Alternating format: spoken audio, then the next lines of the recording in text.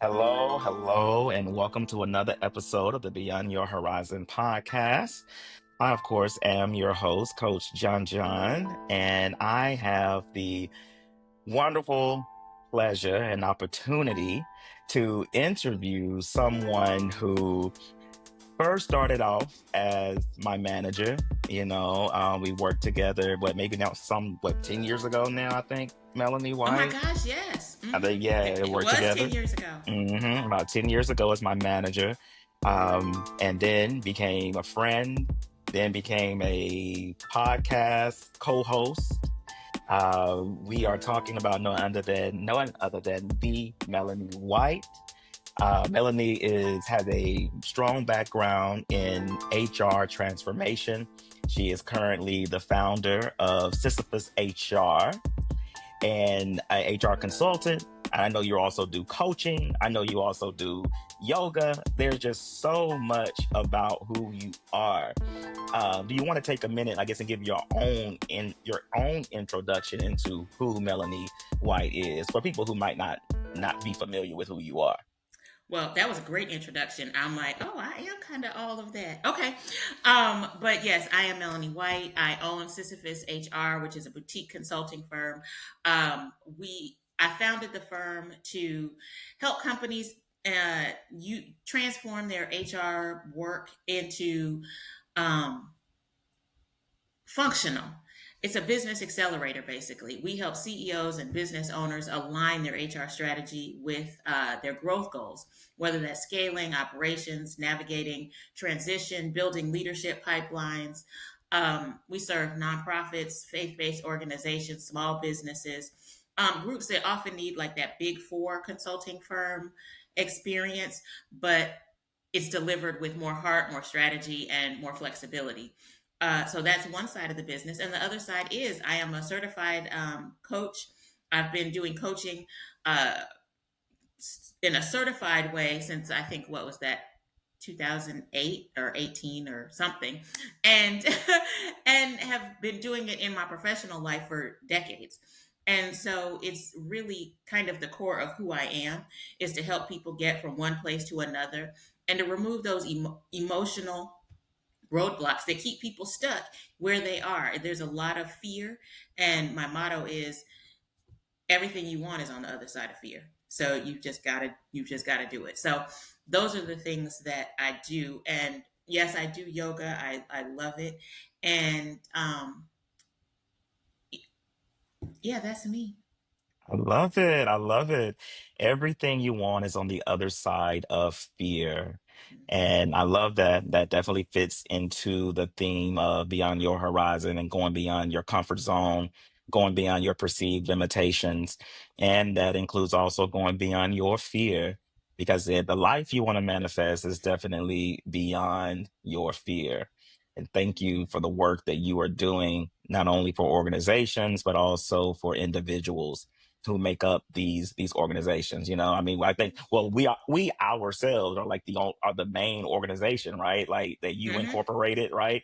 You are a business as well, and it's so good that you are able to use your power that you currently use to transform businesses, specifically HR. But you can also use that to help people get to where they need to be as well. That's a beautiful thing. So Thank before you. we get into it all, I do want to back up a little bit because I want them to get to know, I guess, who you are as an individual as well, the things that you enjoy doing.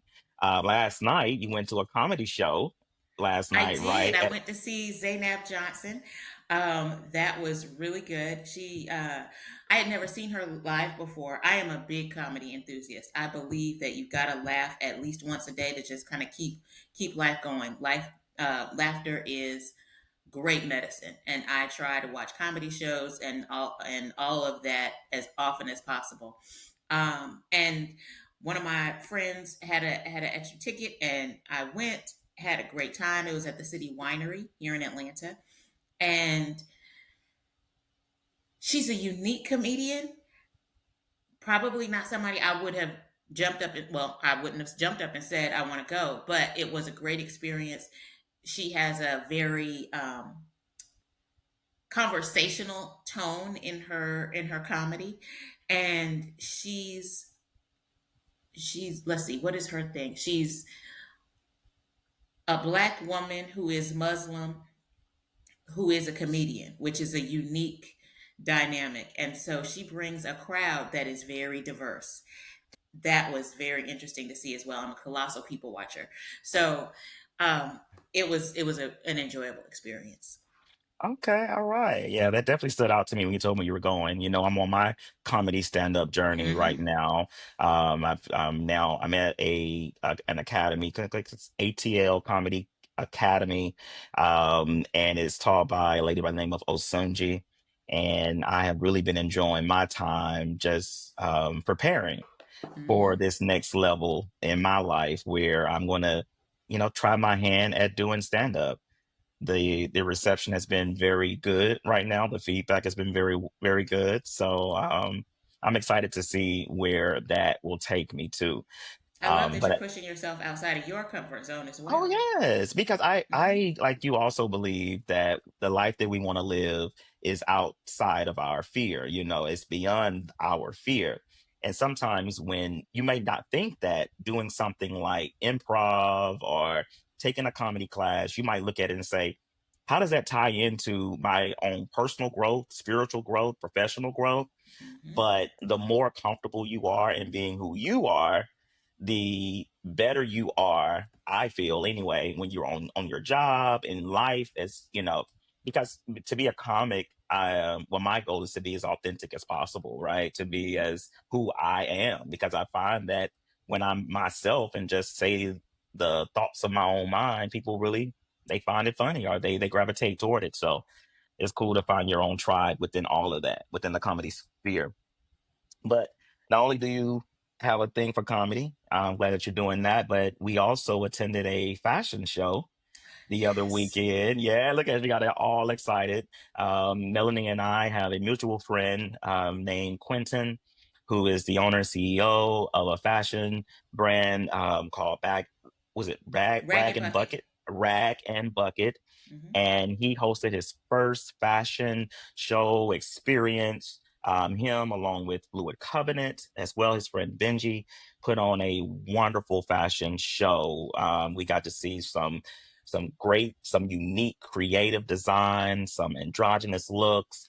And we were sitting up there looking like Anna, was it Anna Wintour? You were Anna Wintour, and I was, what's the guy that Andre passed Leon away? Talley. Andre Leon Talley. Yes. We were front row Hmm. for it all, and it was a magnificent show.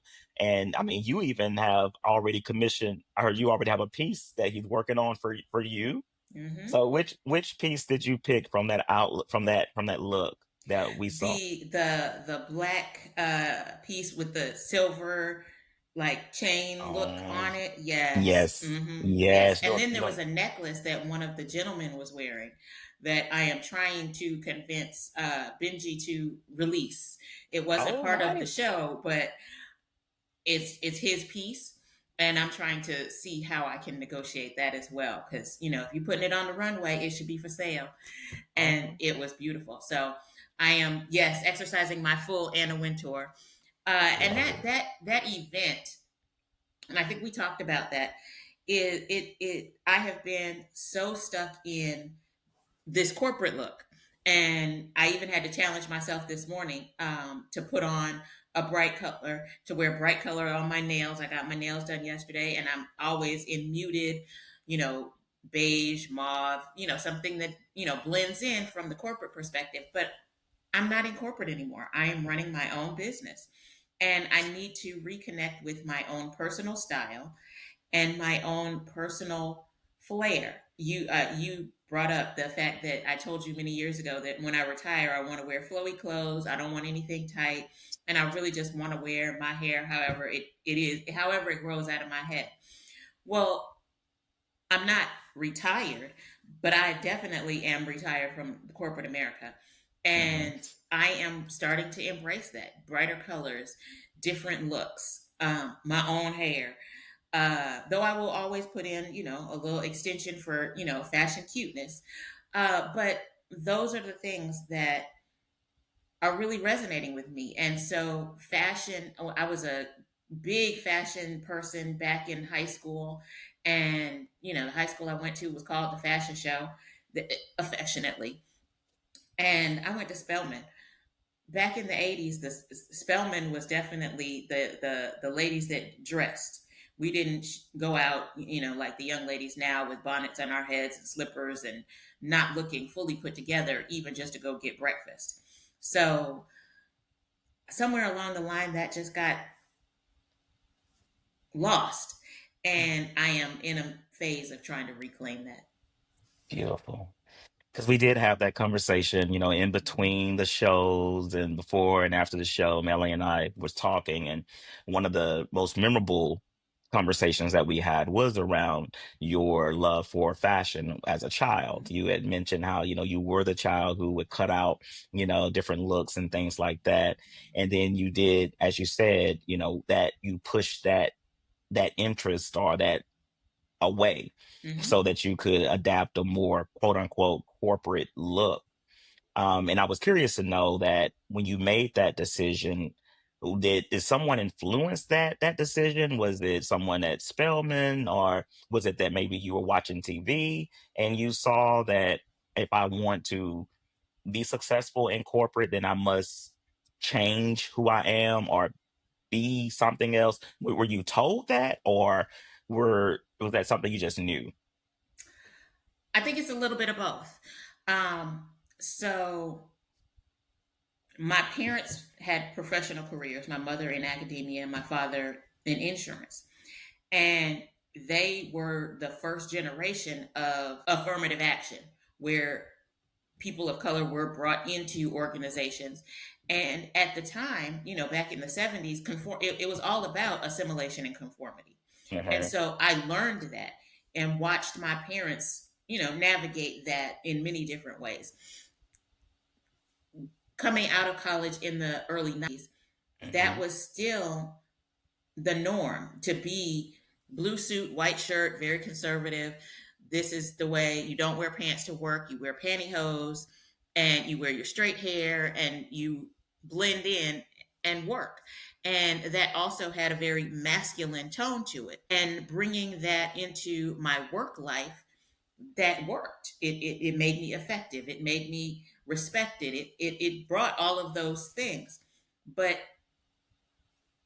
unintentionally, it dampened my personal creativity. There were many years where I would say to people, I'm just not creative. Yeah, I am, but Mm. I was so focused on work. And you've worked with me, I love working Yeah. and I love the things that I do. So it does sometimes consume me. Not as much anymore because now I can have a really good work life balance. But it's for a long time, it was who I was. Mhm. And probably in about 2011, when I realized that my team hated me, Mm. um, that was when I found my own therapist to really start to address all of the things that had been going on in my life, personally and professionally, that made me much harder, much more um, masculine presenting, much more controlled corporate. And that has been an evolution of however many years that is, what, 14 years now, Mhm. to shift and change. And this is kind of now the manifestation of that. I own my own company. I don't have someone telling me what the corporate professional dress standards are, what Yeah. that guideline is, and I can define it for myself. And yes, there Beautiful. are still professional standards that I believe in, uphold, and will always, keep. But there is a little bit of flexibility. My hair can be my hair. Yes, I'm going to always be, professional, conservative, put together. But what does that look like for me? And so that's kind of Yeah. where I am. So in 2011, when you found out, you said that your team didn't like you, was that the time that they were calling you BMW? That is it. Yes, I can. I would. They worked very well. Like I am a hard driver. You've experienced that. I Yes. believe in pushing people to not to their limit, but to help them elevate. So giving people as much autonomy and authority as they possibly can have. However, the way that I was doing it was not engaging. People didn't understand why I was doing certain things. I was not communicating. I was much more authoritarian in my communication at that time. And I thought people liked me until I wanted a BMW. So that was, I told everybody, I want a BMW. I want to go to Germany and watch it be made and the whole nine. But then I'm coming around a corner and I hear my team talking about a BMW. So I thought they were talking about the car. So I was anxiously going to try to jump in and get in on the conversation, only to then realize that they were talking about me. My name is Melanie White, so my initials are MW.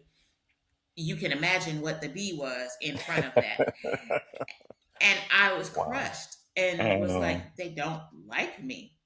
Why? mm, What's going on? So did a lot of introspection, talked with people, and that was when I realized I need to get into some therapy to kind of really address what was going on, because part of that was I was presenting angry black woman, and several other different dynamics were happening at the same time, and I really needed to get that resolved because that's not who I was inside, but my outside was not reflecting who I was inside.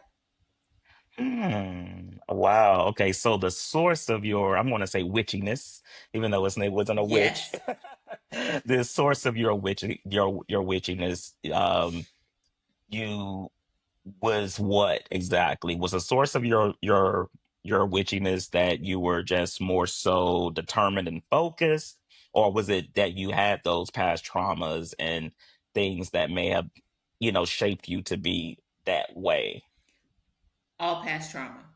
And I think you and I have personally talked about how I have done some research, and in talking with family members, my trauma goes all the way back to when I was probably about 2 months old. Not, and I preface this with my mother has passed, and I love her on everything. But I have grown to learn, understand, and then in reading her journals since she has passed, my mother did not like herself. And she was not comfortable in herself. And so parenting was difficult for her. And I was just like her. And so it's difficult to like somebody that's exactly like you when you don't like yourself. And so that just played out in my life in many different ways. Then I was an overweight child and became an overweight adult. And so all of those insecurities and factors played into how I brought myself to the forefront. And I was hiding, but trying to be seen. But, again, the outside didn't reflect the inside. And I didn't really have a good way to bring that kind of dissonance together.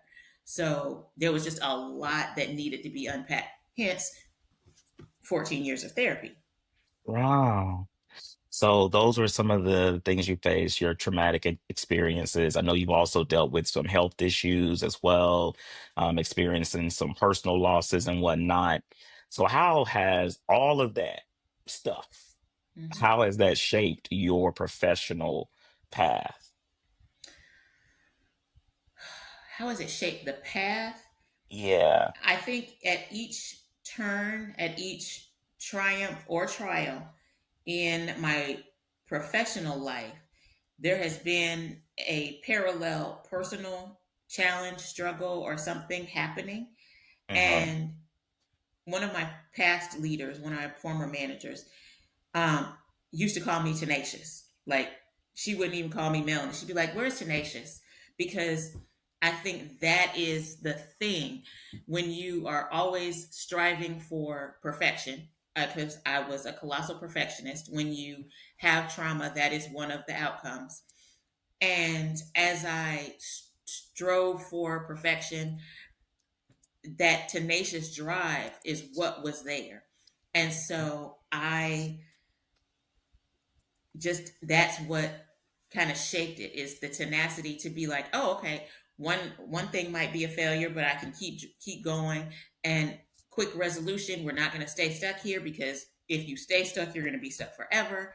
And that has just been the thing that really carried through. So I'd probably say the tenacity is the beneficial outcome from the trauma. Mm, mm.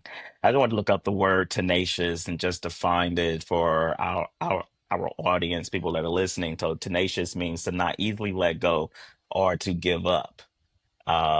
It says a strong grip or an unyielding advocate might both be described as tenacious. You know, a word whose synonyms include resolute, firm, and persistent.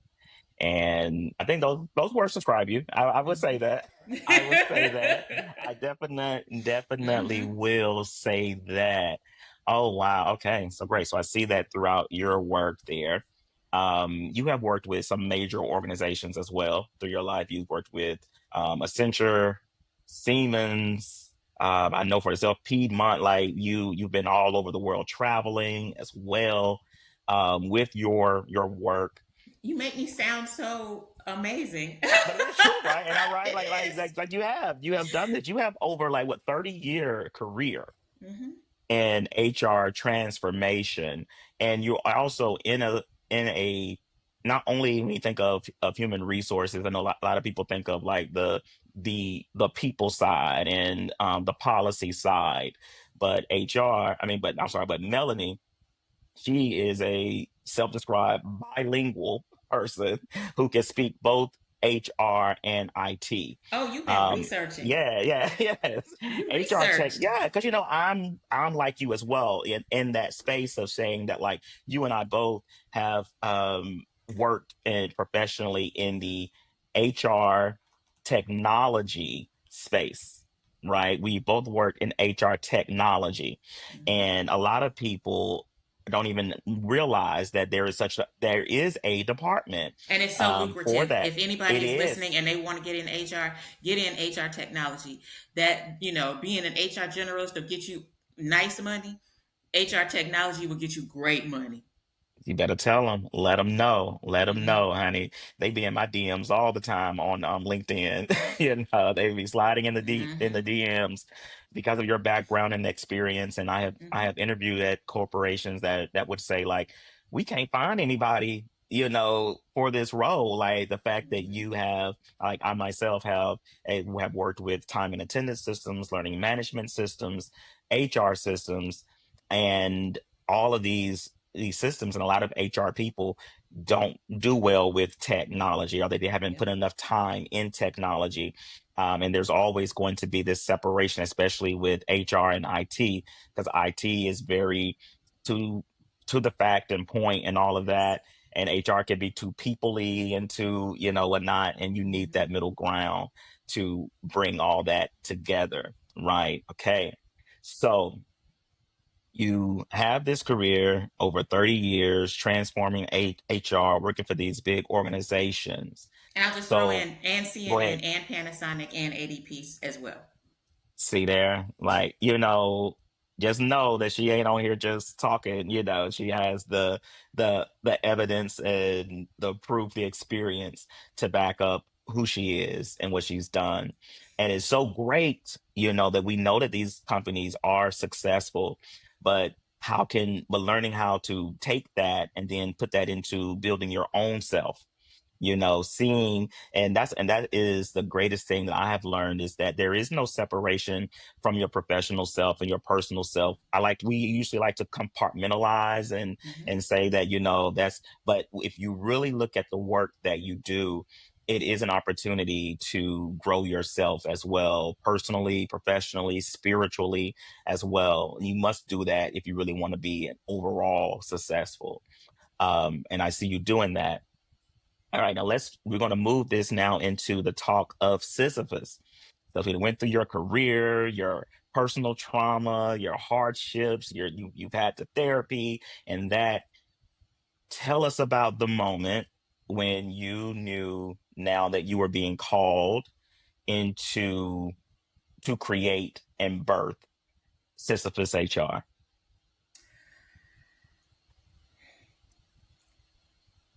So that's a long and short answer. So let's take the long answer because I think it's important for people to understand that it didn't happen overnight. Um, I would venture it was back maybe in about 1994, 95. Okay. Um, I started having the entrepreneurial bug. My line sister and very good friend started selling Amway. And I was like, I don't want to do that. Like, I'll buy your apple chips and soap and all of that, but I just don't want to be given product. I need a business, but I need it not to be something where I gotta pass something out. I knew that was it. So didn't do that. Then I went and did. So that was probably where the entrepreneurial bug came from. I'll say that. Then got in with a group, tag team marketing. They were, and I can't even remember what we were selling, telephone services and then electricity. So this is way back in the 90s before, as soon as those things got deregulated. But I realized I didn't like to sell. I'm a colossal introvert. I, I can't sell something I'm not passionate about, but learning and growing with it. Then I started selling Mary Kay, and at a time when I wasn't really wearing makeup. And I don't want to be the one walking up to women in the grocery store. Hey, you look beautiful. Want some makeup? No. So that didn't work. But I learned Right. about invoicing and accounting and all of that type of stuff. And I always knew there's going to be something because I need a secondary income or something just because I'm clear that like careers have an end. So, you got to have a revenue source. So fast forward, I have done multiple, what is it called? Multi-level marketing programs, learning the systems, learning how things work. And then in August of in July of 2019, 2019 was just a blur. You remember that was the year that Mm. my mother died, my grandmother was murdered, I lost my job and my best friend. Yeah, that was bad. It was a bad year. So in July of that year, right after my grandmother was murdered, um, I had a vision. I will now call it a vision from God. I wasn't sure where it was coming from. That said I would be the CEO of an organization. Now, at that time, I was the director in HRIS. I'm having a wonderful career. Everything is wonderful. I could grow and maybe be CHRO, but CEO, not even on my radar. So I was like, okay, God doesn't know what he's talking about. That's why I couldn't call it God because I was like, God knows what I'm doing. Like, CEO is not a thing. But then I got fired and the vision became clearer. Build an HR organization that's yours. But I needed to clear my head because I had just gone through all of that trauma of that year. So that's when I enrolled in my yoga teacher training program. I took 6 months to really delve into yoga. I needed that for a lot of different reasons, mind, body healing, trauma recovery, all of that. On graduation day, the world shut down from COVID on March 14th, 2020.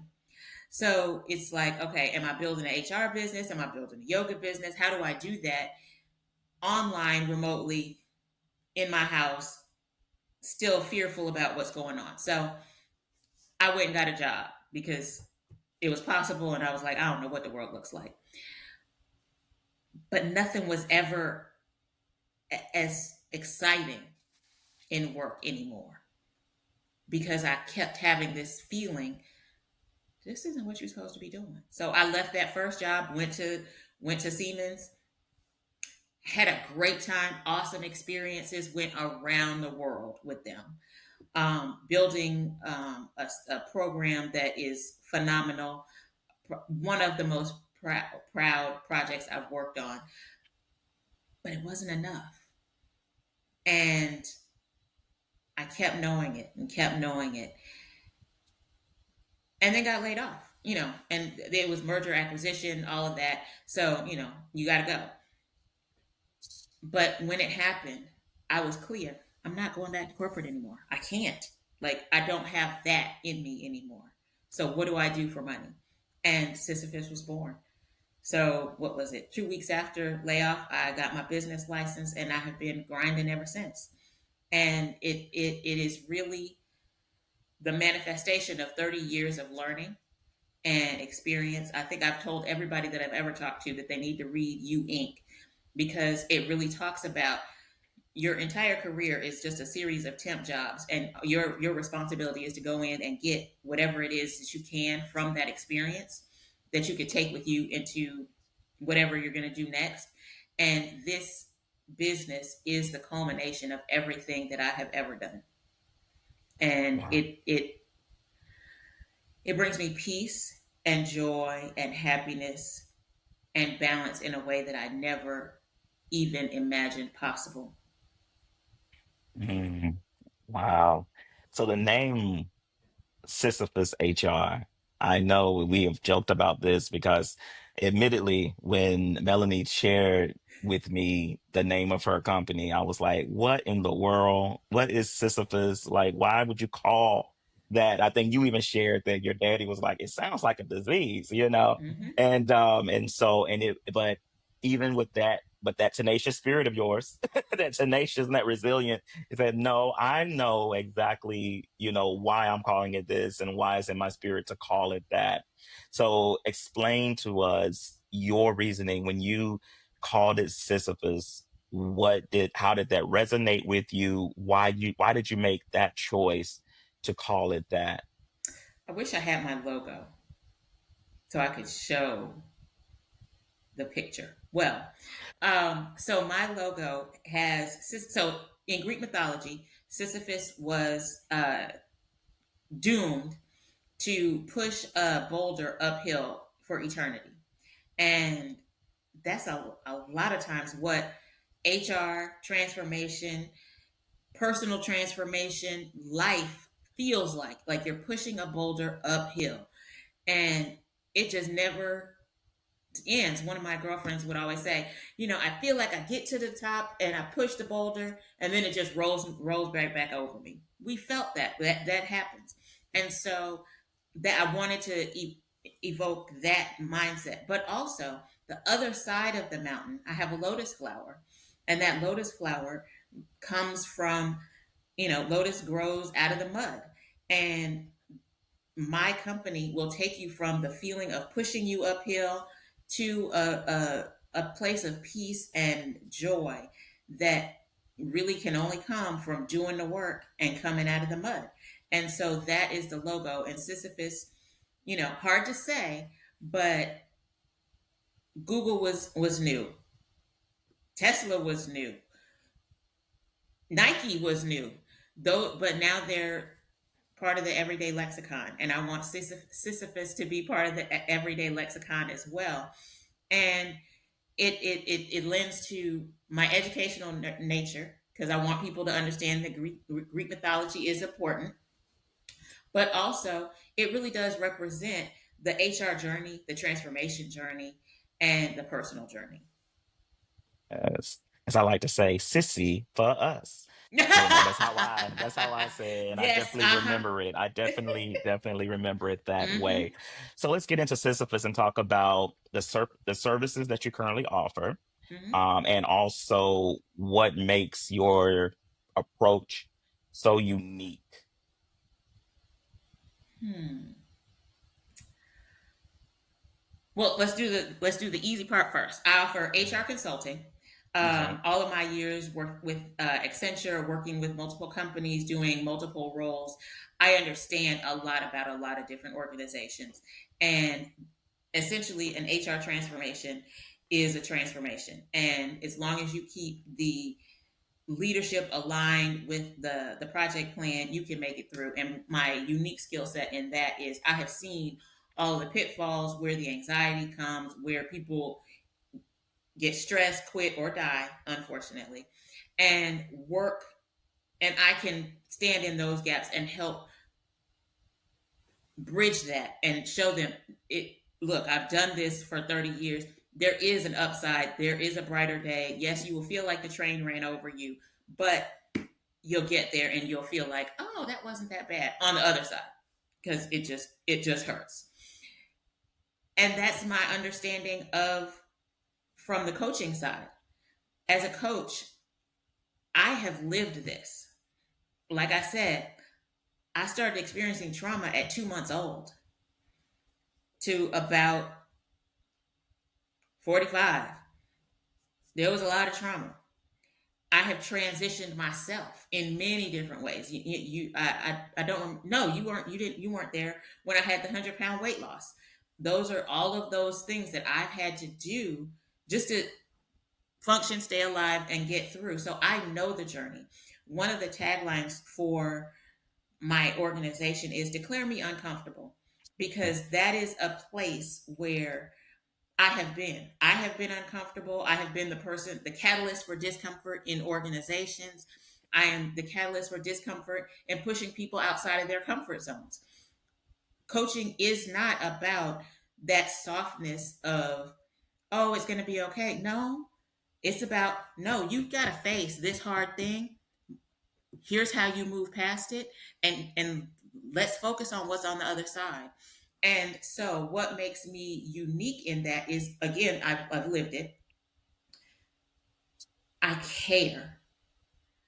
I really do care about everybody I work with, even my corporate clients. I care about the people that are on the other side. I care about the people that are staying up at night doing, data analysis and aligning the information and, figuring out what's going on, working on that integration plan. I care about those people, not just the project, the people.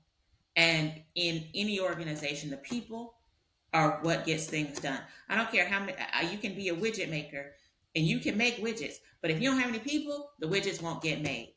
And I am passionate about, after 30 years, I'm not trying to climb a ladder or do anything like that anymore.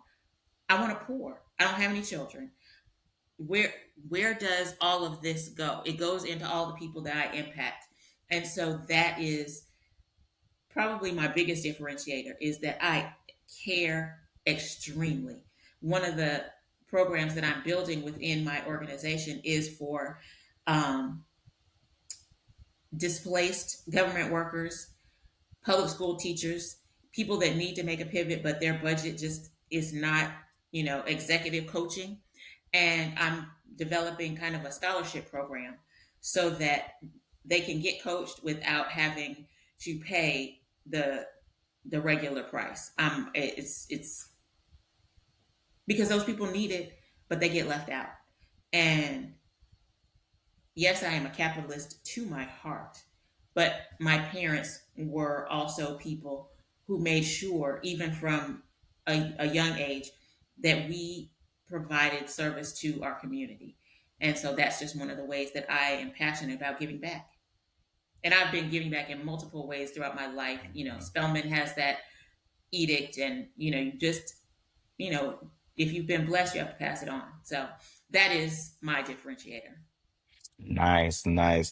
So I like how you outline the people that you work with and the people who need you.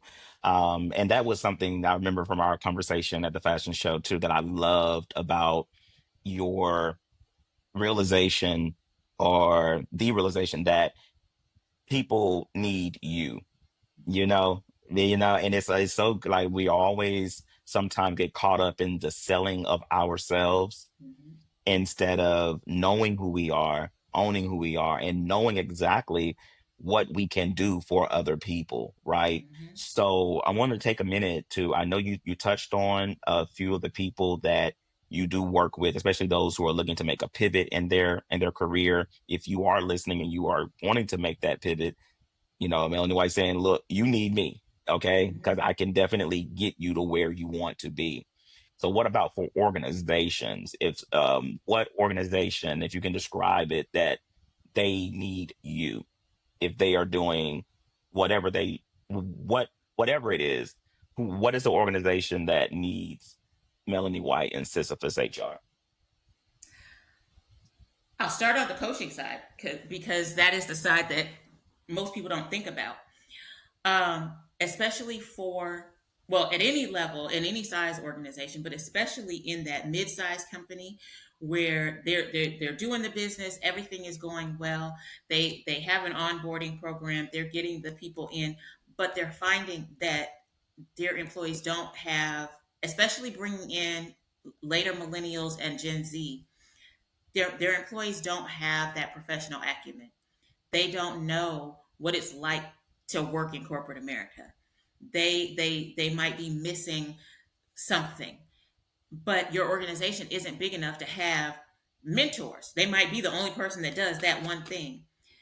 At Sisyphus HR, not only me, but I have a team of seasoned professionals who are willing, because they have that same compassion of pouring, they are willing to be mentors, paid mentors, but mentors to other people to say, hey, as part of your onboarding process, why don't you hire Sisyphus HR? You just brought in, let's say you brought in this great um,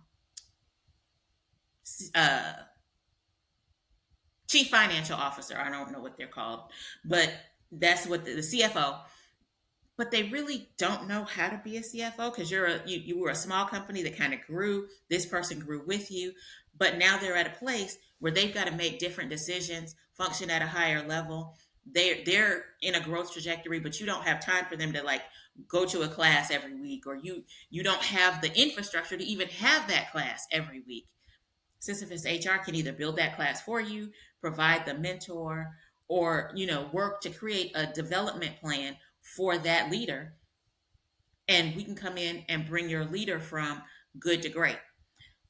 It can also be bringing Sisyphus HR into an organization to do group coaching. There's a mindset shift that may need to happen. How are you going to manage your teams? How are you going to reinforce your culture? Do you have a culture? How do you make your leadership really align with that culture? Bringing people through the development cycle. Your lowest level employee needs to be just as valuable as your CEO, and create that pipeline. So that is from a corporate perspective how I can do from the coaching side. From the HR technology side, that's easy. There are so many different ways. I'm working with a small insurance company right now where they just don't have any of the basic HR system. They don't have job descriptions. They got people doing work, no job description. Okay, we got to get that in order. Create an employee handbook. Create your policies and procedures. What are your standard operating procedures? And then with that leader, I'm realizing that leader, everybody that works with that leader is kind of like family. They're not biologically related, but they've been working together. They're friends. The leader doesn't like making those hard decisions. There's no performance management program. There's no progressive discipline program. So those are just things that need to be implemented and put together so that the organization can function. And that can be for a small company, and all the way up to a big company that's doing a big massive transformation using Workday or a ServiceNow or something like that, big system type thing. So we're a full service consulting firm. Wow, Melanie, that's a lot. I mean, that's you. Yes, that girl. You are that girl, that lady, or that woman, whatever you want to say. That you are that, and just I am just all hearing. of the lady, And woman, and girl. She lives all in here.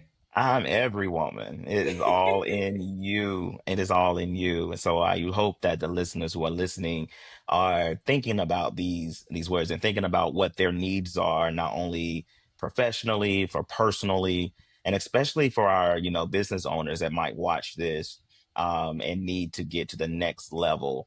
That they can partner with you, Sisyphus HR, to get their needs met and whatnot. I want to also give you opportunity right now to give some advice to listeners that might be listening right now, um, who professional, they may be professionals in the HR field, currently may be facing some career challenges. What's a bit of advice you can get them, other than, of course, reaching out to Sisyphus HR and partnering with you, but what is some other advice you can give them if they are in the HR field and having some professional challenges right now? Hmm. Well, my first pitch is everybody needs to get comfortable with AI. It's the way of the future. And I think that any HR professional that is in a job that is very process driven, and that is kind of repetitive, because there's a lot in HR. The administrative work in HR can be repetitive, process driven, even in talent acquisition, a lot of different areas. If you are process driven, get ready to pivot. Learn AI, understand agentic AI. That is a new way where organizations are creating AI agents to do the work of a person or many people. They can't fully get rid of people. So you need to learn how to think in a way that the AI agent can't. Klarna is a company that recently laid off 700 HR employees under the auspices of AI can do it. Well, they were HR and customer service employees with the thought that AI will do it. And this week they're having to go and find new employees because AI doesn't do it. You still need human interaction for the advanced question, for the if the bot can't do what it's designed to do, because it can't, it can follow a process, but it can't think. And sometimes things need to be able to think. Now, I'm not saying that in the future that won't happen, and it might not be thinking for all of us. I went and saw Mission Impossible, and it scared the daylights out of me. But Oh, yes, and yeah, whole other conversation. But it scared me, and and if you understand how to work with AI, it won't take your job, because there's always going to need to be the smartest person in the room who can say, oh, well, when it hits that issue, here's how to resolve it. And you need to be the person that knows how to resolve it. If your yeah. job isn't process driven and it is more human focused, how can AI make you more efficient? One of my business partners is an AI genius. Her name is Tiffany Ingram. She owns LuxLink Business Solutions. She is amazing at AI for the HR professional. She teaches classes on AI and all of that. So you can reach out to me and we can create a partnership to work with your business or with you so that you can learn the AI tools that you need, get that practice, and figure out in your organization, where do you put AI, and then what do you do with the people? Because again, like I said, you have to upskill a lot of people in order to have them be able to work with the AI agents. And so it's not about replacing people, but it is kind of like in the, and I use this in a very pedestrian way as an example, but it's like the Detroit car manufacturing scenario, where the people knew how to make cars. And then when that market moved offshore and things changed,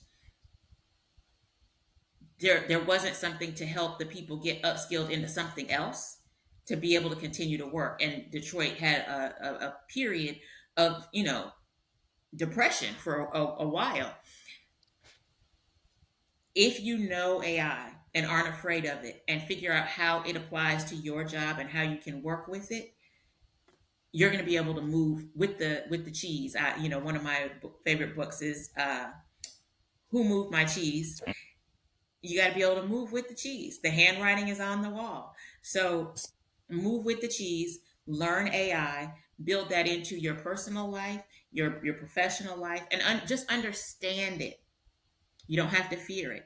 I'm not an AI guru, but that's why I have a partner who understands that piece to help keep us moving. That is very important, and that would probably be, probably my biggest piece of advice for any HR practitioner or anybody that is in a job that AI is coming. Learn it, understand it, respect it, and figure out how.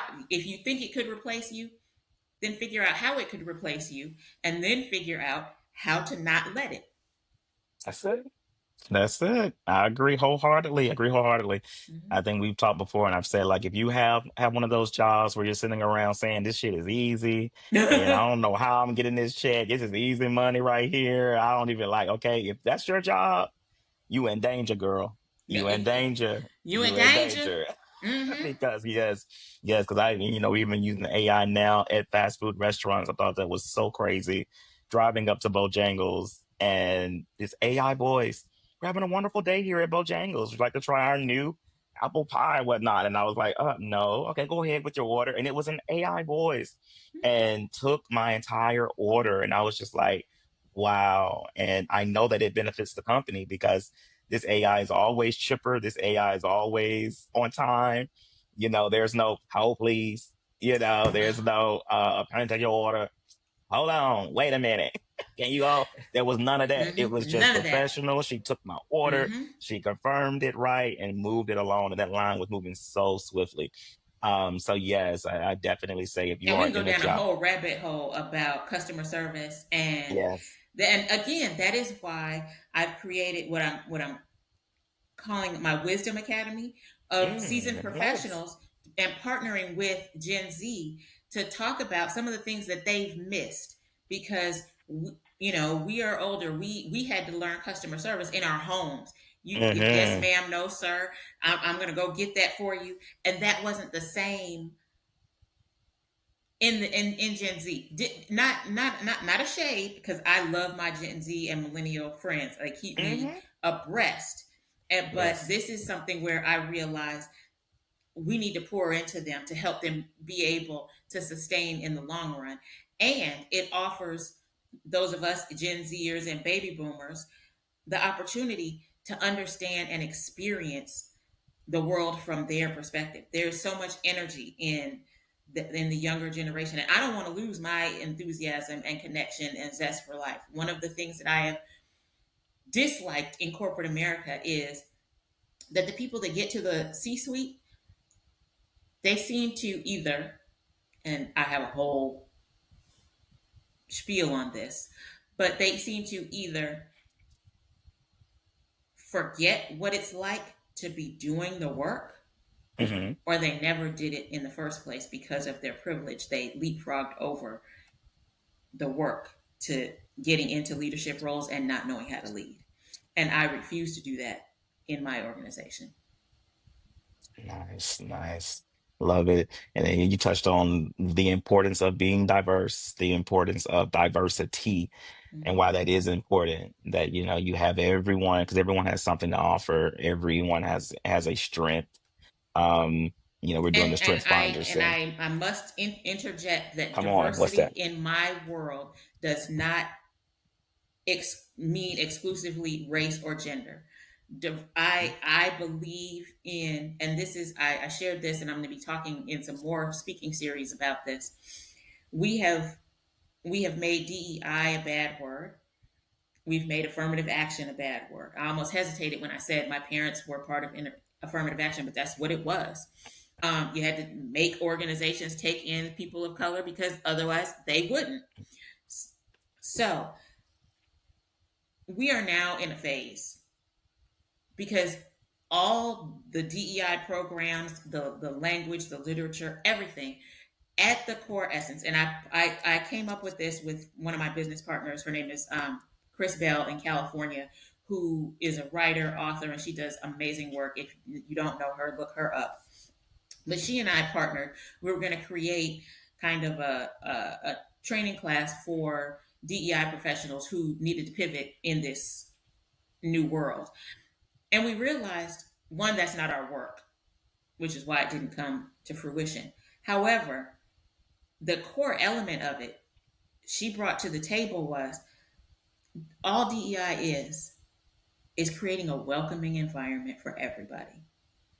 And if you can be welcoming, then people will be comfortable. It's just like if you are inviting someone into your home, you're going to offer, and this may be, my Southern element come from Southern parents, but you're going to offer them something to drink. You've never had somebody in your house and say, you want something to drink? You need something to eat? Are you comfortable? Here's the bathroom. There's what do you need? Make yourself at home. We do that in our homes. Why don't we do that in our businesses?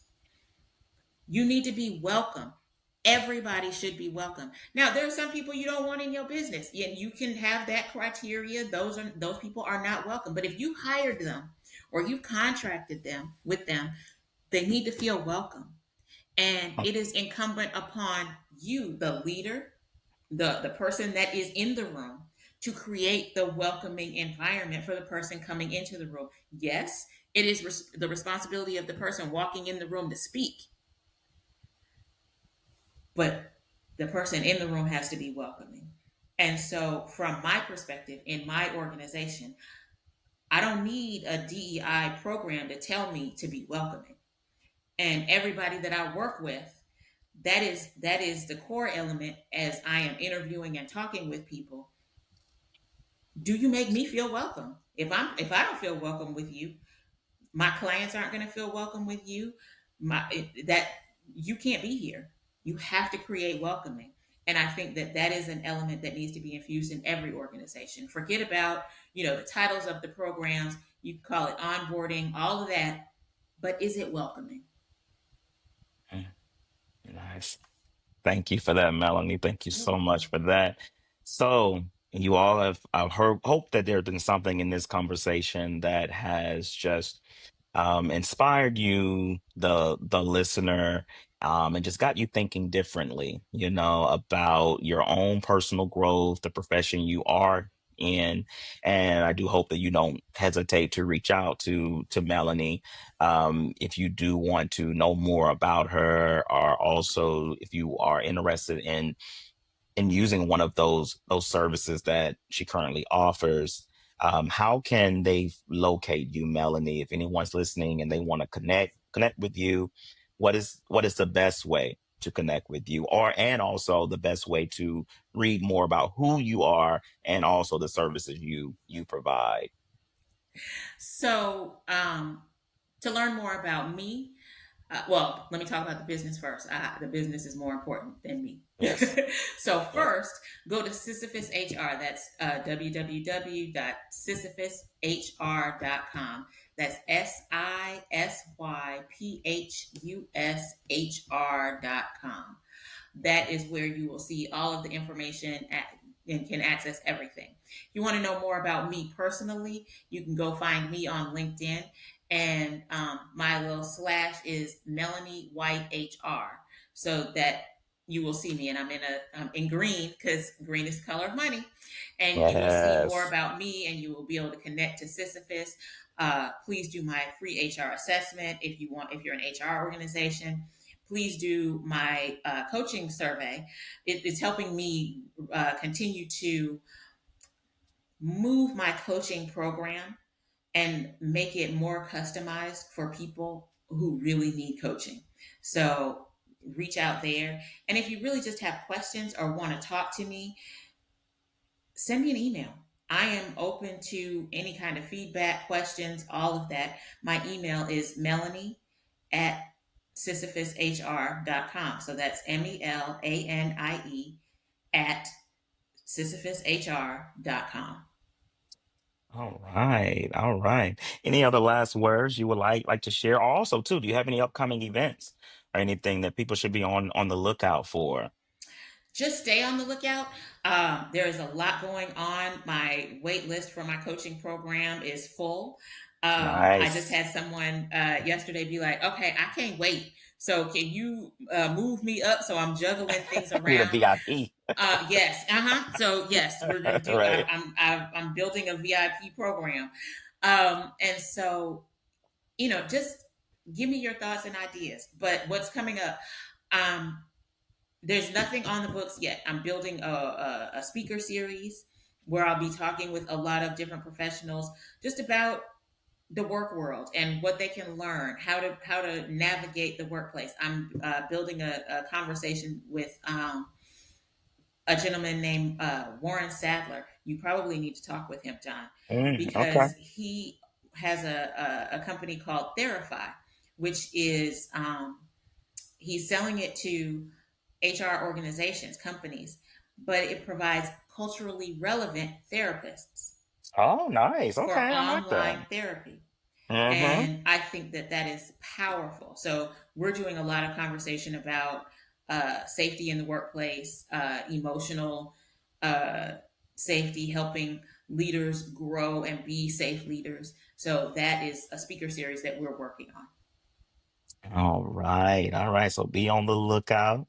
Be on the Mhm. lookout. Make sure, and we will. I guess when you get those updates and dropping them, they can go to your site, and then Yes, they will. are Everything they will able always to be on my site. subscribe to your hmm site or I be have a a newsletter that newsletter? they can Okay, sign up for. If you go to sisyphushr.com right now, you can sign in, become just a part of our community. If you want to be, I've got groups that are in there just for people to talk with each other and okay. develop. It's totally free with the expectation that you will grow and want either the HR program or the coaching Mm-hmm. program. But Mm-hmm. get involved, see what's going on with Sisyphus, stay connected, get the newsletter. Right now it's coming out monthly, but we're working to get it out on a more regular basis. Okay. Lovey Ajayi is my goal. I love getting her newsletter every week, and so I want to be get to the place where I can send out mine every week and really have new and fun information to talk about every week. All right, you all. Thank you. Thank you.